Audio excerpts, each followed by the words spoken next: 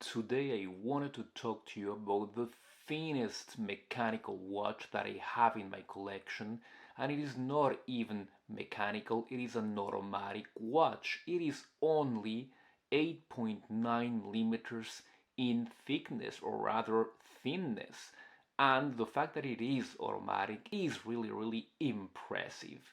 Not only that, but it is an integrated bracelet, and it is the first integrated bracelet model from this brand. And the brand you might know about it is Venezianico, the Italian micro brand that has been giving us a lot of very interesting models in the past few years. I have reviewed a few of them, but this is a brand new model for them, and it is called the Arsenal, as in the Venice Arsenal that you can see depicted at the back of the watch. No, it is not the Rialto Bridge as I thought first. It is the Venice Arsenal, created almost 1000 years ago. And as I said, it is the first time that they are going for the integrated bracelet thing, but they just did not want to do things quite plainly and just give us another copy of the Royal Oak or another model like the PRX or something. They did something a little bit different. First of all, with that tapisserie dial. As you can see, I've got the blue model. There's another one with a gray, like charcoal tapisserie as well, and a very interesting one with a violet dial. Really nice looking and quite special, especially that violet. I didn't want to go for it because you have to own it to wear a watch that is that color. But anyway, I believe that this is a little bit more restrained, not as much as the gray one, but it is still very catchy. First of all, let's do something. Let's go for the measures to certify those measures. And we've got indeed 40 millimeters in diameter, and the important measure 8.9 millimeters in thickness, or should I say thinness. Take a look at that. And as you can see, this is one of those watches where the bracelet does not sit flat, but where it follows the round shape, like the Audemars Piguet, let's say. And because of that, it is really hard to measure log to log, but we are going to do just log to log from here to here, and that is a 44.3. So that makes it that it wears pretty nice on the wrist, as you can see here on my 6 3/4 inch wrist. Just so you can appreciate the thinness of this watch, here it is compared to the Citizen Tsuyosa. That is not an extremely thick watch. It is only 11.7, I believe, and it does look like a brick compared to this watch. Take a look at that. Even when you compare it to the very thin, just 11.1 millimeter Tissot, the PRX looks still quite thick compared to this watch. So really sleek looking. Let's go deeper on that very rich dial. As you can see, there's the stripes, or the Côte de Genève, they say in the publicity about this watch. Very well made, as you can see. Very interesting. Not a lot of watches have these tapisserie. They were used to be called tapisserie dials. It came out of favor in the 80s, but it is quite interesting that they did it here. I must say that it is a very nice choice to have those stripes, because it kind of dresses up the otherwise quite empty dial, and it gives it quite an interesting look, an elegant look. Once again, this watch goes for the sporty chic look. A look that can be completed by those hands. Take a look at those hollow Dauphine hands, which look really good. It's really special that they did those skeletonized hands. I think this watch goes again for the things that you know, but that are revisited here. Same thing goes for the bezel. As you can see, the bezel is in two sections.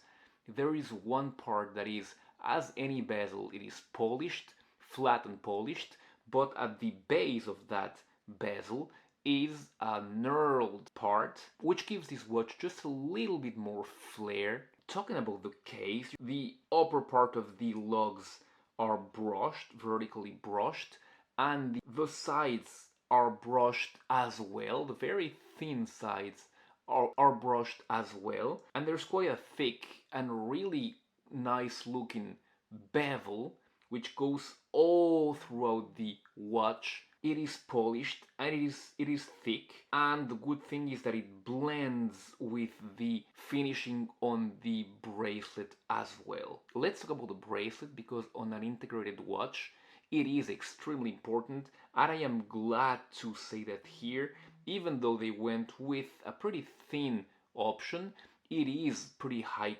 quality with that polishing going from one side and the other, separating the brushed sides and the fronts. It is their famous Canova bracelet, and you've got a signed buckle, which is a butterfly, and you can see it opening here. Let's talk about the movement, which is an essential part of this watch. To get to this level of thinness, they use the Miura 9029 movement, and it is the 9 series version without the seconds, just so you can make even thinner watches than the already quite thin 9 series, and that is why you can get this kind of watches. Take a look at what they have done. They have put the hands as close as possible to the sapphire crystal just to pull out this thinness trigger.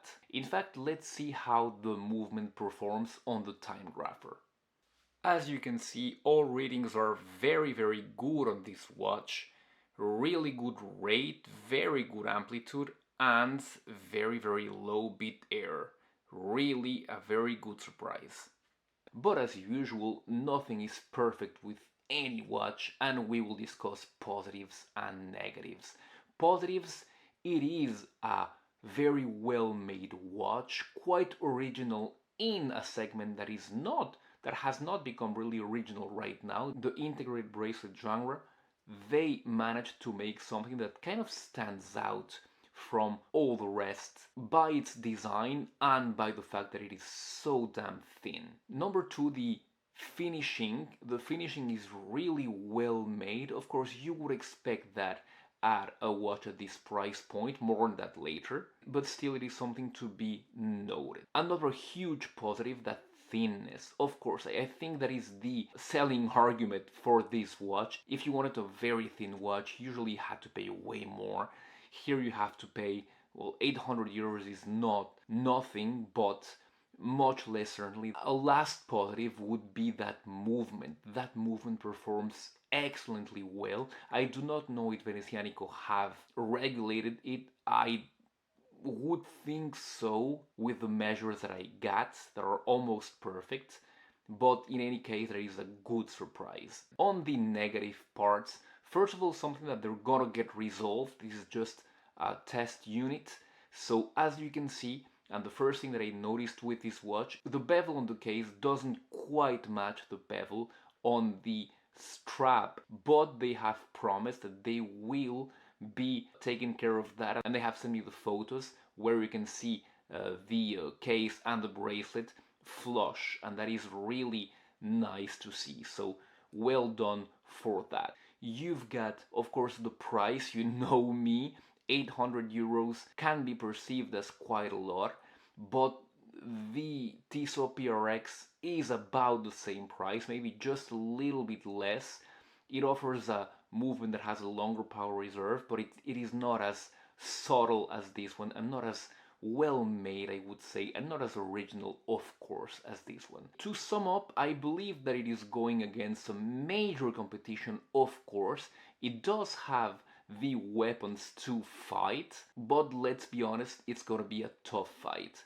If you're interested in this watch, you can use code HR-10 to get 10% not only on this watch, but on any watch on the Venezianico website. And now that you have checked this little integrated bracelet Venezianico, why not check other integrated bracelet watches like the PRX and the Tsuyosa, of course. Thank you very much. I'll be seeing you very soon on those videos. Goodbye.